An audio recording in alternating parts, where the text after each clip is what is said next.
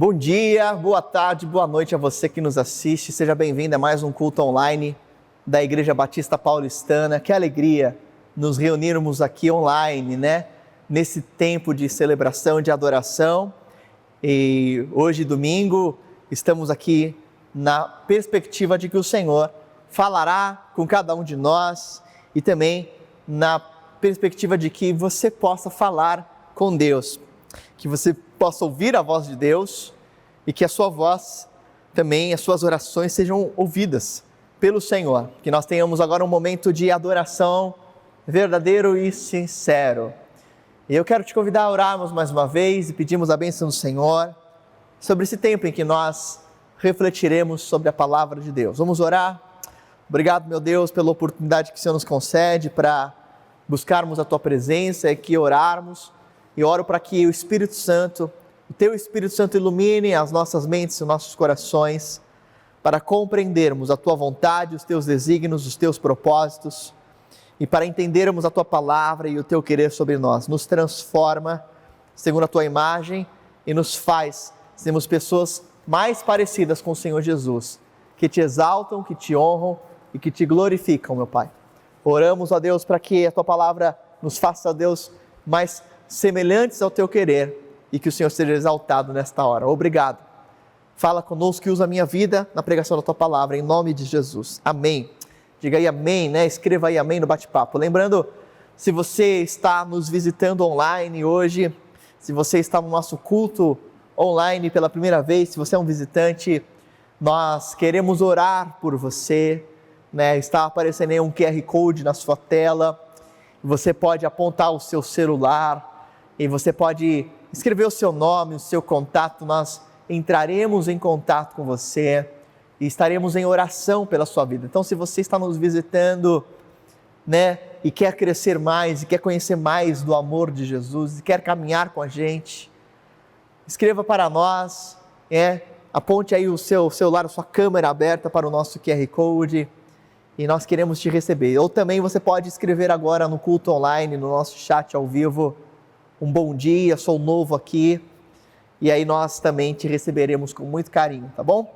Graça e paz, igreja, bom dia. Que bom ter você aqui com a gente nessa manhã. Nós vamos iniciar o nosso culto de louvor e adoração ao Senhor. E eu quero te convidar a celebrar aí na sua casa com alegria, a louvar o nome do nosso Deus. Senhor, nós te adoramos, Paizinho, nós te engrandecemos e nós te clamamos. Recebe o nosso louvor, a nossa adoração, que o nosso culto, Deus, seja para ti. Que suba a ti como incenso agradável, em nome de Jesus. Amém? Então se coloca de pé aí na sua casa. Vamos adorar ao Senhor com alegria. Aleluia.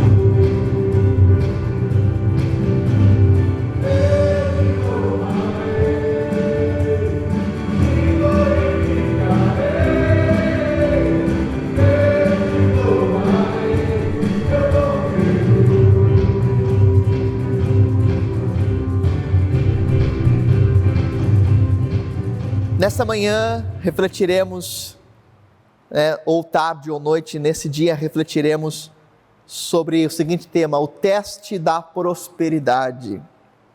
O teste da prosperidade. E nós refletiremos junto na palavra de Deus sobre como lidarmos com o teste da prosperidade, como lidarmos com o poder que vem junto com estas responsabilidades. A palavra de Deus, ela nos exorta aos Romanos, no capítulo 12, verso 15: alegrem-se com os que se alegram e chorem com os que choram. Mas, provavelmente, a maioria das pessoas tem mais facilidade em chorar com os que choram do que em se alegrar com os que se alegram. Existe aí uma impressão de que nem sempre temos tanta facilidade em nos alegrarmos com aqueles que estão passando por bons momentos, assim como nós temos a facilidade de termos a compaixão por aqueles que estão passando por maus momentos. Talvez nós nos identifiquemos com mais facilidade com quem sofre do que com quem está passando por um período de prosperidade. Talvez nós tenhamos aí mais compaixão das pessoas que estão passando por situações de miserabilidade, em termos material, do que em pessoas que são bilionários, que têm bilhões de reais armazenados e guardados.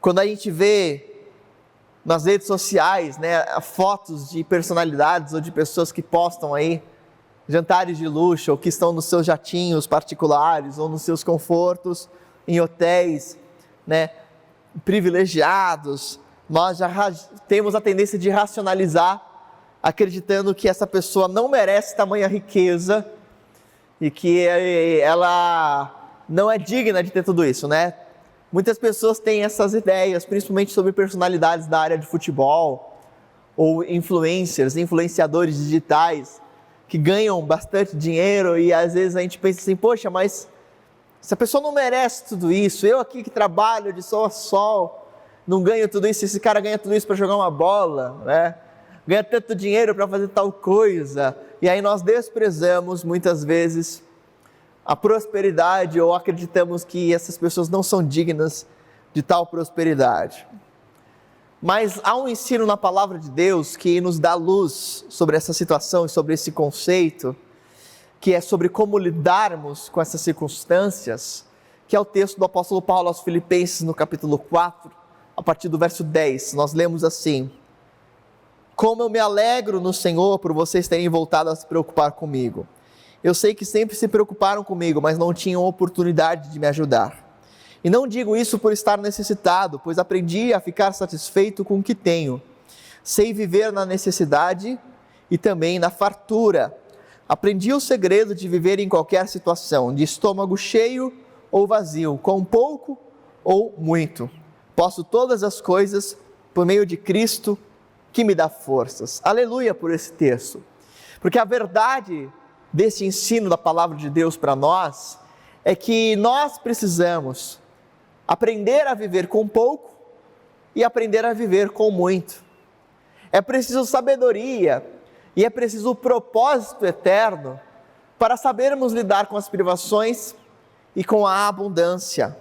Paulo nos ensina que o caminho da maturidade espiritual está nessa capacidade de vivermos abundância, assim como também na capacidade de vivermos restrições e mantermos o nosso coração, o nosso foco e os nossos olhares naquilo que é o mais importante, independente das circunstâncias que nos cercam. Por isso é possível afirmarmos que passar pelo teste da prosperidade não é algo tão fácil assim, porque exige de fato maturidade espiritual, espiritualidade e foco no reino de Deus. Swindoll escreve que parece haver algo mais espiritual no sofrimento e no choro e algo mais carnal no que diz respeito aos dias prósperos. É por isso que nós precisamos aprender biblicamente a passarmos no teste da prosperidade, que talvez pode ser um teste mais rigoroso do que a própria privação e a pobreza. Oswald Sanders escreveu que nem todo homem pode carregar uma xícara cheia. A súbita elevação muitas vezes leva ao orgulho e à queda. O teste mais exigente de todos para sobreviver é o teste da prosperidade. Você concorda com isso? Que o teste mais difícil de todos é o teste da prosperidade, ou seja, saber passar e saber conviver com recursos. E talvez essa não seja uma realidade para a maioria de nós, para a maioria dos brasileiros, num país tão desigual e tão injusto socialmente em que nós vivemos. Ainda assim, a prosperidade não é algo restrito a ter muito dinheiro. Prosperidade, saber viver prosperamente, é algo que está relacionado com uma atitude generosa, muito mais do que ter muitas coisas e acumular muitos recursos e muito dinheiro. Estamos nesta série de estudos analisando a vida e a biografia de José, esse homem que teve uma vida exemplar de integridade e a sua vida está registrada lá no livro de Gênesis. E voltando os nossos olhares para José, a gente vê que José foi uma pessoa que aprendeu a viver com o tempo de prosperidade, uma vez que ele também tinha sido provado e aprovado nos tempos de privações e de restrições na pobreza. Agora imagine se José estivesse vivendo nos dias atuais. Imagina que José fosse um irmão da nossa igreja e que José chegasse na nossa igreja enquanto ele estava naquele momento de sofrimento, de privação, de injustiça, tendo sido vendido pelos irmãos, tendo trabalhado como escravo, tendo ficado preso. E aí de repente essa pessoa, com toda essa história de lutas e privações, chegasse na nossa igreja com tantas injustiças sofridas. É possível que nós o recebêssemos com muito carinho, com muito acolhimento, com muito amor e falássemos: vem aqui, irmão José, nós vamos cuidar de você, nós vamos te ajudar, nós vamos ajudá-lo aqui com uma cesta básica, nós vamos ajudá-lo aqui com umas roupas, olha, fica aqui nessa casa, vamos cuidar de você. É possível que essa fosse uma postura sobre um José cheio de privações. Mas agora imagine que esse mesmo José chegasse na nossa igreja num super carro importado, com seu super penteado, com as suas roupas chiques, com seus 2 filhos estudando nas melhores escolas particulares, amigo de governadores e de reis, com um alto cargo no governo e dono de um grande número de ações de uma indústria alimentícia. Chegasse esse José multimilionário na nossa comunidade.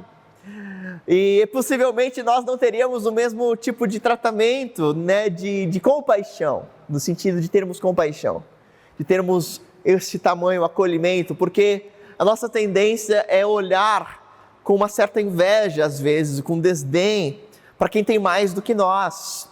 A nossa tendência, às vezes, é excluirmos quem tem mais, porque às vezes achamos que tudo isso é muito injusto, o que realmente pode ser quando os recursos vêm de modo ilícito ou imoral. Ainda assim, a palavra de Deus nos mostra que é possível ao ser humano ter recursos e ter prosperidade e se manter íntegro, e se manter como uma pessoa que não é gananciosa, e se manter como uma pessoa humilde, e que emprega a sua vida e os seus recursos para a glória de Deus.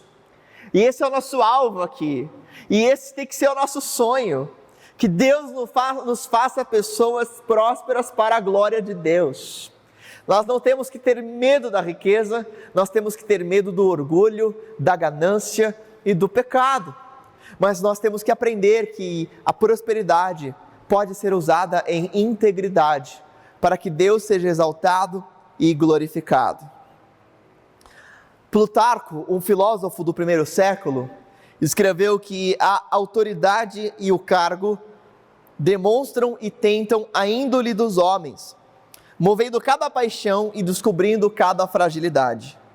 Diz Plutarco: nenhum animal é mais selvagem do que o homem poderoso. Você concorda com essa frase? Que o homem poderoso se torna selvagem, se torna uma pessoa sem limites, dominadora, uma pessoa que extrapola, que explora. Eu me lembrei, quando eu li esta frase, de uma outra frase de Maquiavel. Maquiavel escreveu: dê poder a um homem e você descobrirá quem ele realmente é. Na ideia de Maquiavel, todas as pessoas são extremamente ruins e más, mas não exercem a sua maldade porque não têm o poder para fazê-la. Quando você dá poder a um homem, você o conhece realmente. Se você dá poder extremo e supremo a um ser humano, você vai conhecê-lo supremamente, porque ele vai agir como se não tivesse limites. Abraham Lincoln, ex-presidente dos Estados Unidos, afirmou: se quiser pôr à prova o caráter de um homem, dê-lhe poder. Você concorda com essas afirmações? Que nós conhecemos verdadeiramente o caráter de alguém pelo poder que ele tem? Uma pessoa humilde, é fácil ser humilde quando ela não tem poder para oprimir outros. Mas a partir do momento que essa pessoa ganha poder, seja esse poder financeiro, político, seja um poder de influência, ela começa a exercer maldade e a desprezar as outras pessoas. É fato que isso pode ser uma verdade em muitas realidades e no caso de muitas pessoas e muitos que tratam os outros dessa forma.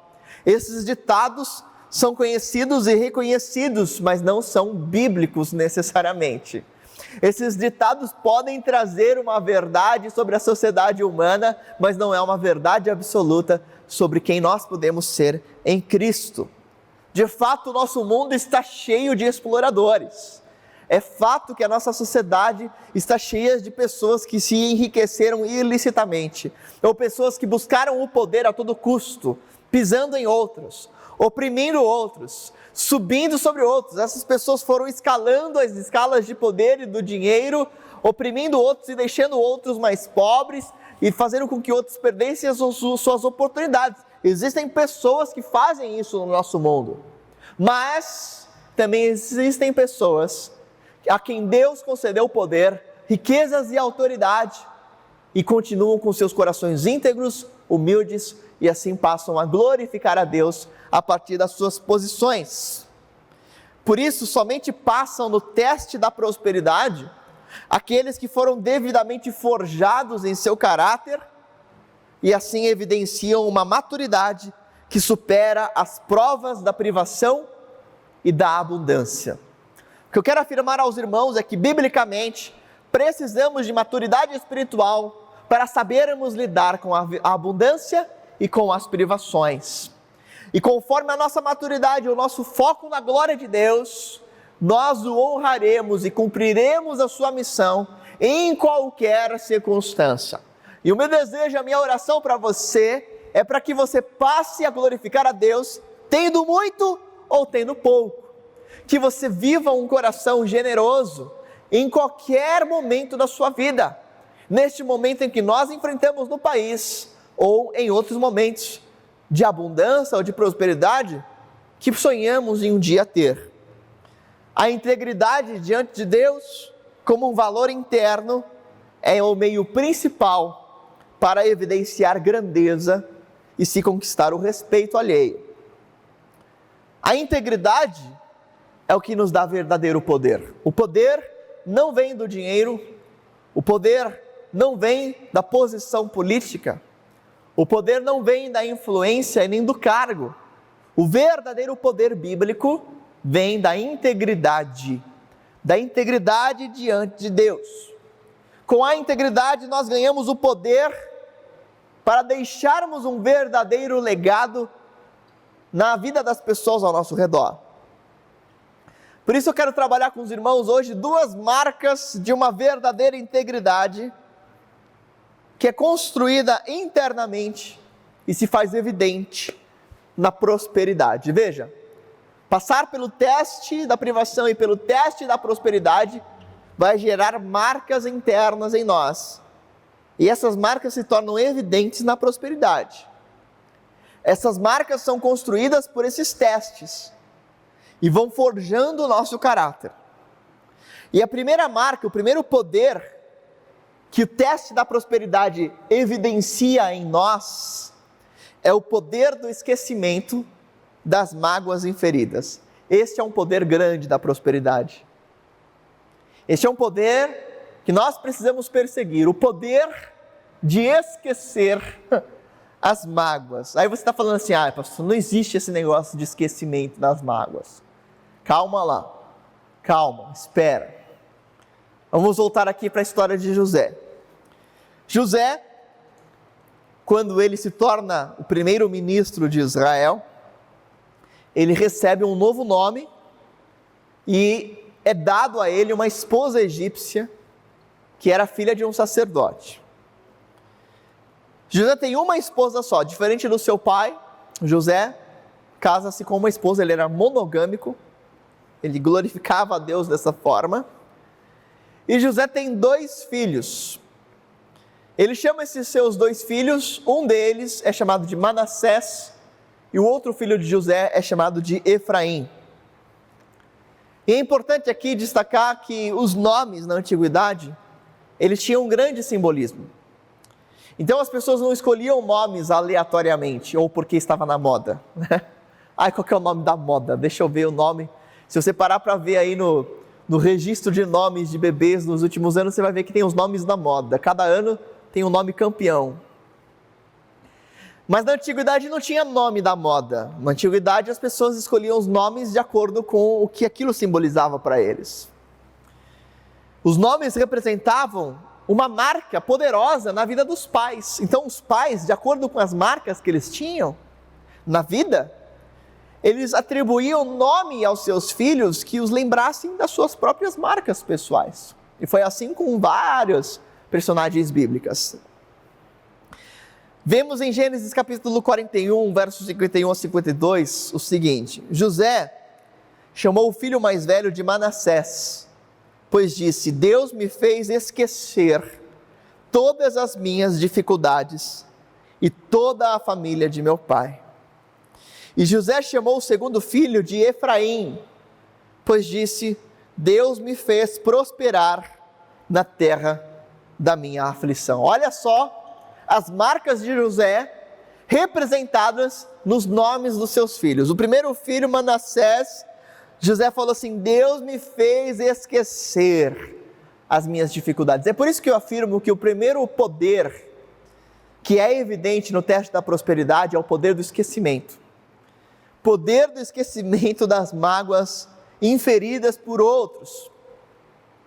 Esses nomes egípcios, eles soam de forma muito parecida com o idioma original de José, que era o hebraico.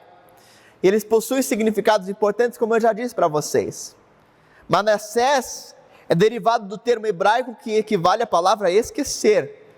E Efraim tem o mesmo som do hebreu, que corresponde a 2 vezes produtivo.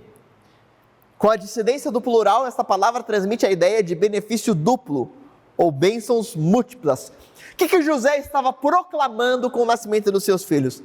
José estava dizendo para o mundo todo que Deus lhe tinha feito esquecer os seus sofrimentos do passado e que Deus tinha feito ele extremamente produtivo numa terra que só lhe causara aborrecimentos. José reconhece a ação poderosa de Deus na vida dele e nas marcas da vida dele. Aí alguns de vocês vão dizer assim: não existe esse negócio de esquecimento das mágoas. Alguns vão dizer assim: perdoar não é esquecer. Eu já ouvi isso, né? Aqui na igreja, inclusive. Perdoar não é esquecimento, porque se fosse seria amnésia. E a palavra, ela se acha muito inteligente dizendo isso. Não, porque perdoar não é esquecer. Esquecer é amnésia. Eu não esqueço das coisas. As coisas estão guardadas na minha mente. E eu concordo, eu até acredito em você e sinto muito por você. Acredito de fato que a nossa mente humana, o nosso cérebro humano, ele não esquece certos traumas. Eles ficam até no nosso subconsciente. Alguns traumas na nossa vida, alguns aborrecimentos, algumas situações que geraram dor, não necessariamente vão ser esquecidos, apagados do nosso cérebro. Eles vão ficar lá, vão ficar no nosso inconsciente, vão ficar no nosso subconsciente e muitas vezes vão vir à tona através de comportamentos errados que nós teremos, comportamentos, que fogem do controle. E a gente fica pensando assim: por que eu ajo dessa forma?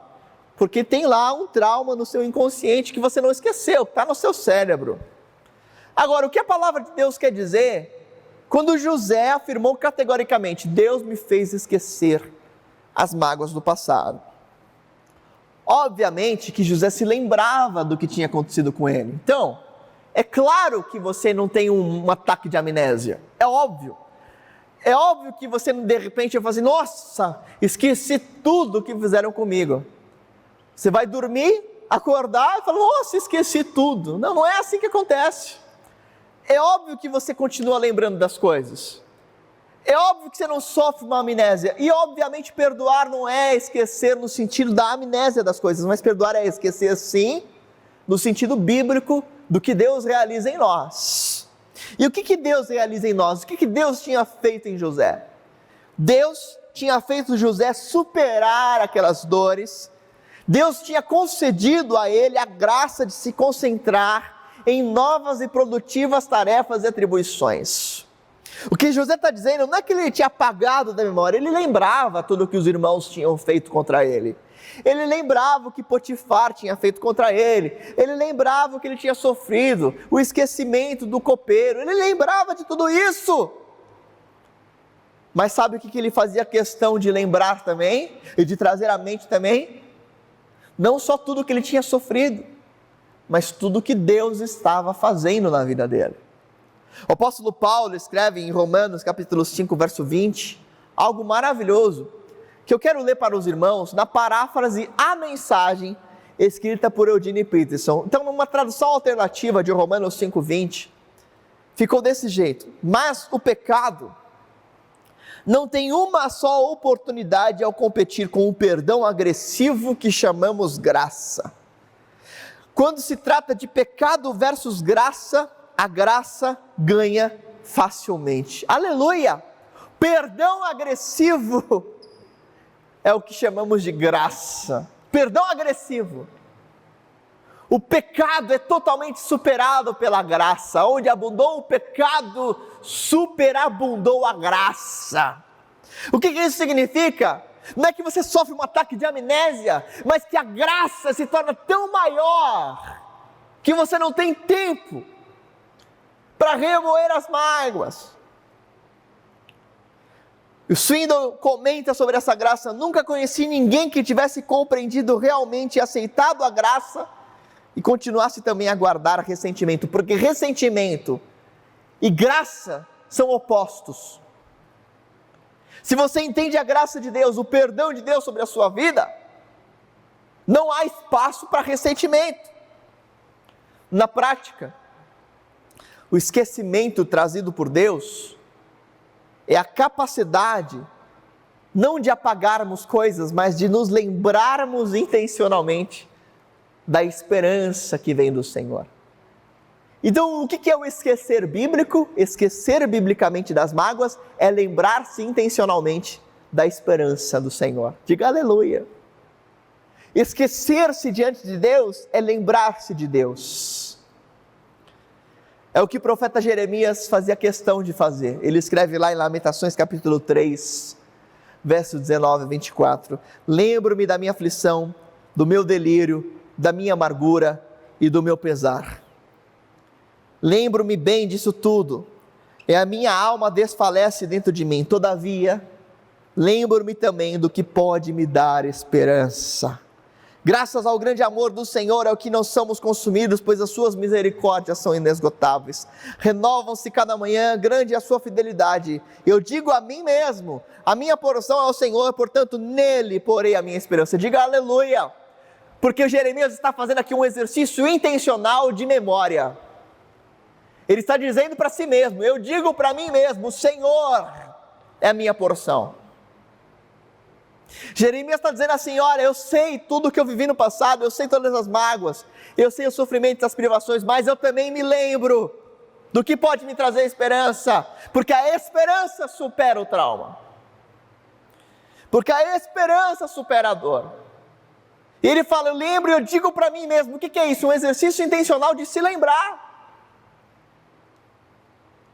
Satanás é que quer que você fique se lembrando das mágoas. Satanás é quem deseja que você se vingue das pessoas, que você fique guardando aquilo, para que no dia que você tiver a oportunidade, você vai fazer tão mal para aquela pessoa quanto ela fez para você. Isso vem do inferno. Alimentar esses desejos é algo infernal. Deus deseja que você comece a dar à luz aos Manassés na sua vida. Deus deseja que Manassés venham a nascer na sua vida. Manassés, aquele que nos faz esquecer do mal sofrido. Jesus precisa nascer na sua vida. Quero te perguntar uma coisa. Quais são as mágoas que te foram inferidas? E que hoje você precisa do poder de Deus para esquecê-las? Quais são as coisas que vira e mexe ficam na sua cabeça? Que você vai dormir e vem na sua mente. Que você acorda e vem na sua mente aquela mágoa, aquela coisa, aquele mal que alguma pessoa te fez. Será que você continua hoje atormentado por essas mágoas? Será que hoje não é o momento de você clamar para Deus? Deus, me dê o poder do esquecimento. Que não significa amnésia, mas significa se lembrar intencionalmente do que Deus fez, do que Deus está fazendo, do que Deus ainda fará. Eu me lembro, há muitos anos, enquanto eu era ainda seminarista, eu fazia um trabalho de visitação na igreja. Visitei uma senhora nessa antiga igreja, ela estava num estado terminal de câncer, e ela começou a me contar boa parte da vida dela, e ela começou a me confessar as mágoas que ela guardava. Ela estava no estágio terminal de câncer, mas ela começou a me dizer, eu era seminarista, ela começou a me dizer as mágoas que ela tinha no coração, e eu vi uma nítida associação daquelas mágoas com o estado do espírito que ela estava vivendo naquele momento. Lembro-me também, ainda nessas experiências de seminarista, da visita a um outro irmão, já bem idoso, fui visitá-lo sozinho na casa dele. Eu mal o conhecia, né? Mas ele começou a confessar pecados que ele guardava e ressentimentos e dores que ele tinha de ter cometido pecados criminosos na sua juventude. Ele já tinha mais de 70 anos, mas ele não conseguia se libertar daquele sentimento de culpa. E ele chorava. E eu fiquei imaginando quão terrível deve ter sido viver por uma vida inteira com um sentimento arrastando o coração. Quão terrível é você não conseguir se libertar desses aguilhões, dessas coisas que nos atormentam. Nós precisamos do poder de Deus para que Manassés venham a nascer em nossas vidas. Deus me fez esquecer essas mágoas do passado. Nós precisamos do poder de Deus para nos lembrar daquilo que nos traz esperança, para sermos inspirados pelo Espírito Santo de Deus, porque a sua memória, ela vai ter a tendência de guardar mágoas, culpas, aborrecimentos, mas Deus, somente Deus tem o poder de nos fazer esquecer e nos libertar por completo dessas feridas. Você crê nisso? Clame hoje para que o Senhor faça isso na sua vida. Concentre-se em novas atividades. E eu quero encerrar também trabalhando um segundo conceito, uma segunda marca da prosperidade. Um segundo poder que nos é conferido nesse teste, que é o poder da generosidade para abençoar outros. Francis Bacon, um famoso filósofo, escreveu: o dinheiro é um ótimo servo, mas um péssimo senhor. De fato, o dinheiro é um ótimo servo, mas um péssimo senhor. Frequentemente entre os ricos existe maior pobreza, que é a pobreza do vazio espiritual. E o dinheiro não é o erro do mundo. O dinheiro, ele precisa ser compreendido como algo que tem a finalidade de nos servir e não de nos dominar. Ter dinheiro é ótimo, caso ele seja um servo e não um objetivo final. Paulo escreveu isso a Timóteo, 1 Timóteo capítulo 6, verso 10, pois o amor ao dinheiro é a raiz de todo mal. E alguns, por tanto desejarem dinheiro, desviaram-se da fé e afligiram a si mesmos com muitos sofrimentos. E é importante nós dizermos biblicamente sobre isso, porque a palavra de Deus fala muito sobre dinheiro, e hoje existe muita omissão sobre esse ensino. A forma como nós lidamos com o dinheiro evidencia a nossa espiritualidade. A forma como eu sou apegado a isso evidencia a minha falta de confiança em Deus. Mas a forma como eu sou desprendido no âmbito da generosidade espiritual demonstra a glória de Deus. Lemos em Gênesis capítulo 41, verso 53, e também no verso 57, que o Egito foi assolado por uma fome terrível que não chegou apenas no Egito, mas a fome naquela época alcançou o mundo inteiro. Nós lemos Gênesis 51, 57, que a fome era terrível em todo o mundo, e todo mundo ia comprar cereais de José. José tinha estocado alimentos durante anos de fartura. E depois daqueles anos de fartura, de prosperidade, 7 anos de prosperidade incomum, vieram então anos de fome terrível, anos de pobreza inimaginável no mundo inteiro. Mas havia um lugar e uma pessoa que tinha recursos e alimentos suficientes, que era José. Imagina que José se tornou o homem mais rico do mundo, naquela circunstância, depois de Faraó, Porque ele era o único que tinha celeiros cheios de alimentos no momento em que o mundo estava faminto. Então ele vendia. Obviamente que ele não vendia esses alimentos por preços abusivos, mas pelo preço que eles valiam. Porque José, embora estivesse muito rico, não colocou o seu coração no maior enriquecimento, mas sim na proposta de abençoar, de distribuir, de conceder estes alimentos ao mundo faminto da sua época. José, após anos e anos de restrições e pobreza, vivendo como servo e como escravo e como prisioneiro, aprendeu a não ser dominado pelas riquezas. E ele aprendeu a enxergar-se a si mesmo como um administrador de recursos que nunca eram dele, mas sempre foram de Deus. José entendia que o que ele tinha agora nas mãos não era dele, mas era de Deus. Ele prestava contas para Deus. E esse é o conceito de mordomia cristã. É uma das doutrinas bíblicas mais importantes. É nos vermos como mordomos daquilo que não é nosso, mas foi concedido para o nosso desfruto por Deus. E se não é meu, eu vou devolver um dia. Se não é meu, eu tenho que ter a noção e a compreensão e a consciência de que eu devo prestar contas daquilo que eu estou fazendo com os recursos que não são meus, porque são de Deus. A palavra de Deus diz que a terra e tudo que nela existe pertence a Deus. Logo, toda a capacidade de produção de riquezas e as próprias riquezas da terra pertencem a Deus, porque foi Deus quem concedeu. Foi Deus quem nos deu. E esse conceito de mordomia é muito interessante, porque a palavra de Deus nos coloca como inquilinos nessa terra. Sabe a ideia do inquilino? Você paga o aluguel, para alguém. É exatamente assim que Deus nos enxerga e que nós devemos nos enxergar perante as propriedades. Isso fica claro, por exemplo, em Levítico capítulo 25, verso 24.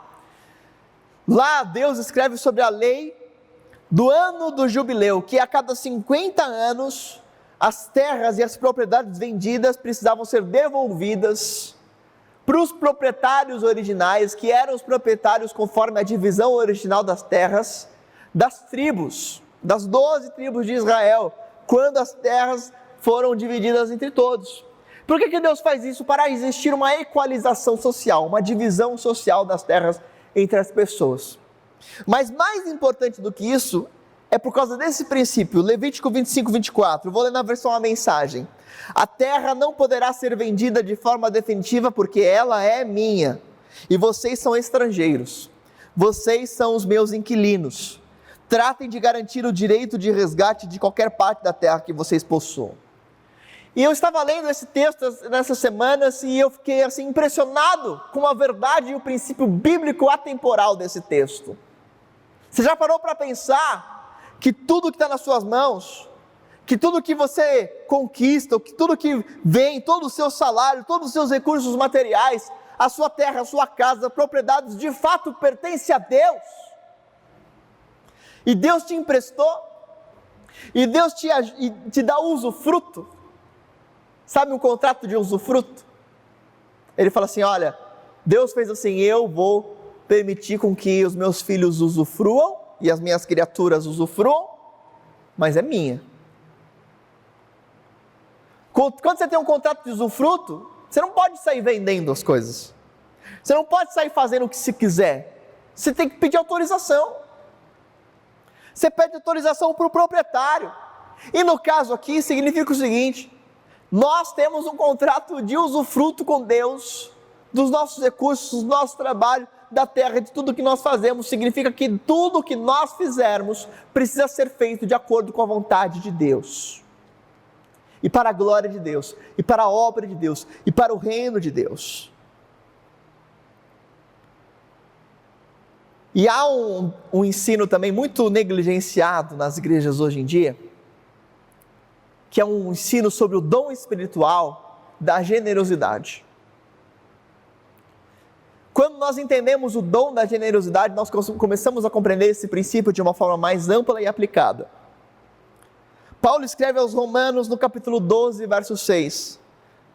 Deus em sua graça nos concedeu diferentes dons, e ele vai listar alguns dons espirituais. E no verso 8 ele diz assim, se for o dom de contribuir, dê com generosidade. Eu acho lindo, porque aqui fica explícito que existe um dom espiritual que foi concedido por Deus, que é o dom da contribuição, o dom da generosidade.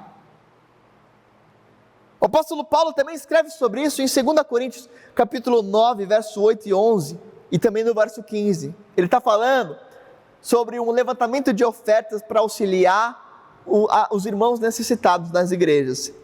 E ele diz assim, Deus é capaz de lhes conceder todo tipo de bênçãos, para que em todo tempo vocês tenham tudo do que precisam, e muito mais, para repartir ainda com os outros. Como dizem as Escrituras, compartilha generosamente com os necessitados. Seus atos de justiça serão lembrados para sempre. Olha só que fantástico. Paulo está dizendo o seguinte, quando você compartilha de recursos materiais com os necessitados, você está investindo na eternidade. A única coisa que você leva daqui para os céus é o que você fez como frutos de justiça em tesouros espirituais. Ou seja, é aquilo que você não vai segurar aqui na terra, mas é o legado que você fez em abençoar outras pessoas. O verdadeiro legado que nós deixamos é a capacidade de abençoar vidas. E no verso 10 Paulo escreve, pois é Deus quem supre a semente para o que semeia e o pão para o seu alimento. Da mesma forma, Ele proverá e multiplicará a sua semente e produzirá por meio de vocês muitos frutos de justiça, e em tudo vocês serão enriquecidos, a fim de que possam ser sempre generosos.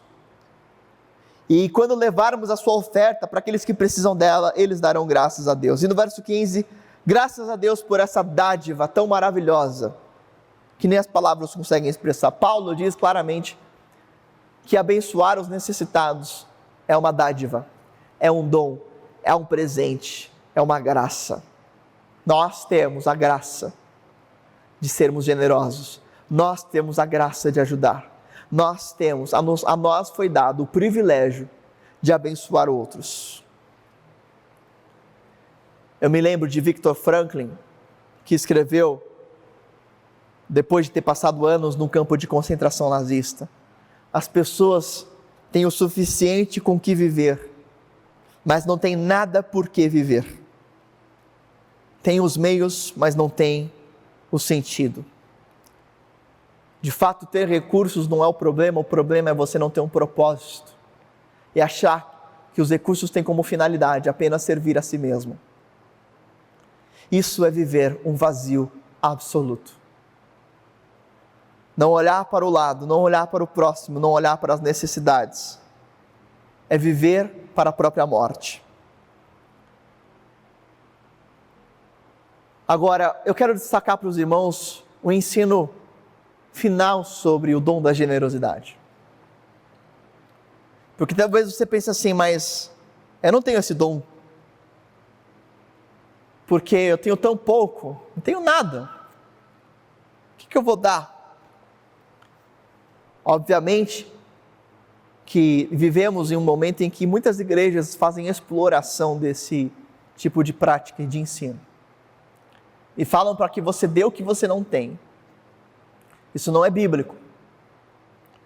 Ao mesmo tempo, a palavra de Deus não fala que você precisa ser rico para dar. Nós vemos que Paulo escreve aos Coríntios, na sua segunda carta, 2 Coríntios capítulo 8, verso 2. Agora, irmãos, queremos que saibam que Deus, em sua graça, tem feito por meio das igrejas da Macedônia. Elas têm sido provadas com muitas aflições, mas sua grande alegria e extrema pobreza transbordaram em rica generosidade. Olha que fantástico o testemunho que Paulo dá dos macedônios. Pessoas que estavam passando por pobreza e por necessidade, mas que estavam transbordando em generosidade, porque generosidade não se limita a ter muito, mas há uma atitude de dar, de abençoar. A graça de contribuir é uma graça concedida a ricos e a pobres. O poder da generosidade é a marca distintiva daqueles que são aprovados e provados nesse teste da prosperidade. E prosperidade não é ter muito, é ter o necessário.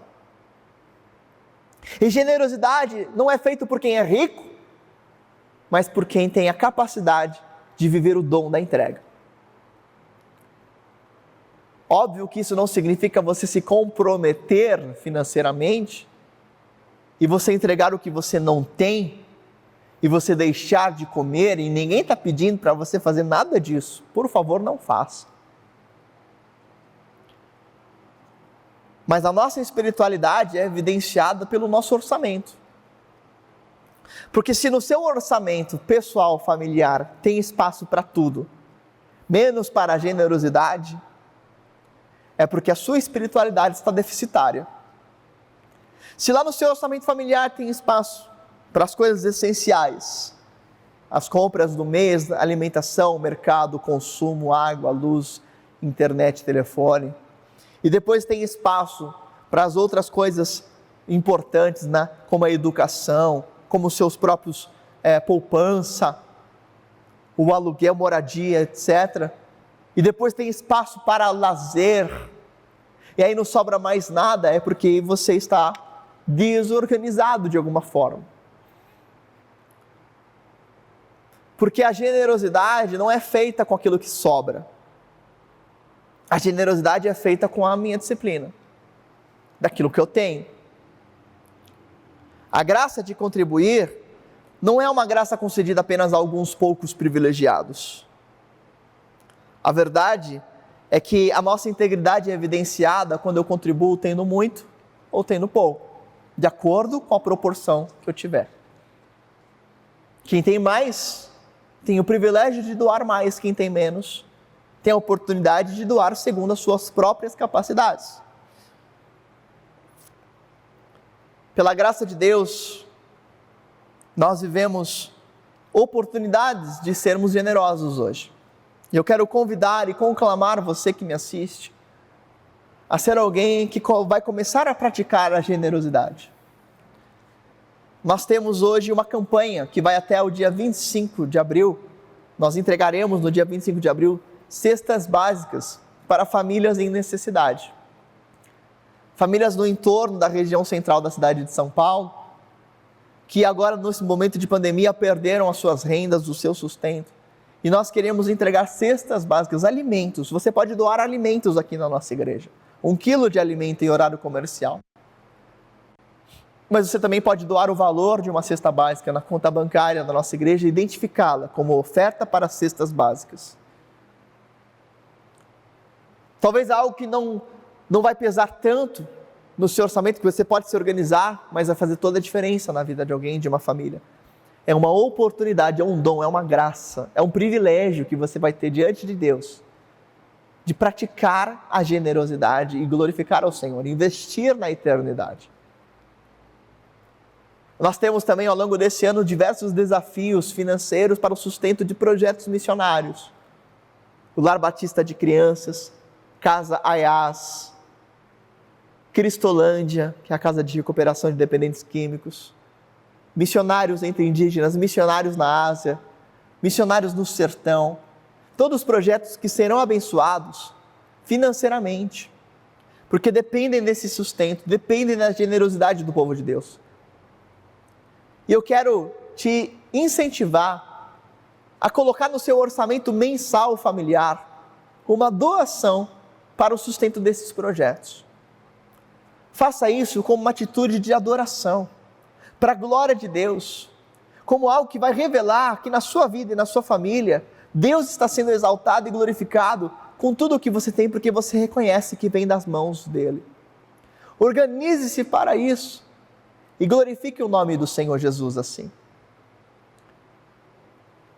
Se nós tivermos alguns irmãos contribuindo mensalmente com esses projetos missionários, nós conseguiremos honrar todos esses desafios ao longo desse ano de 2021 e 2022.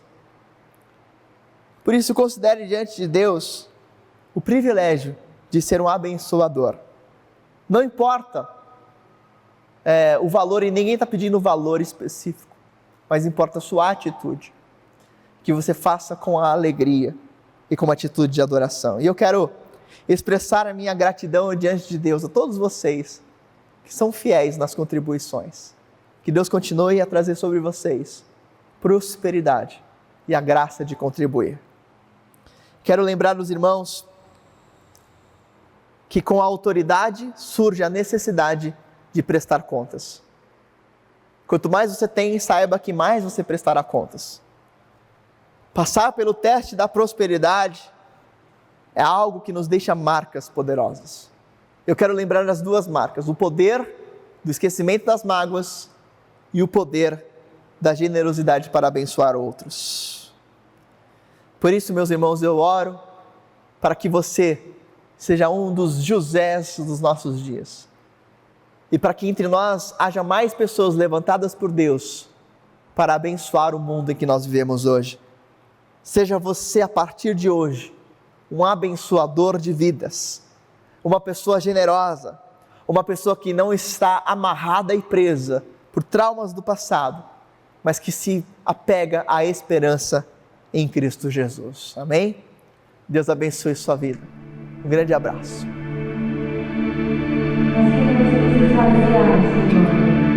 Nós queremos nos esvaziar de nós mesmos, Pai. De tudo aquilo que nos impede de ter um relacionamento íntimo e sincero contigo.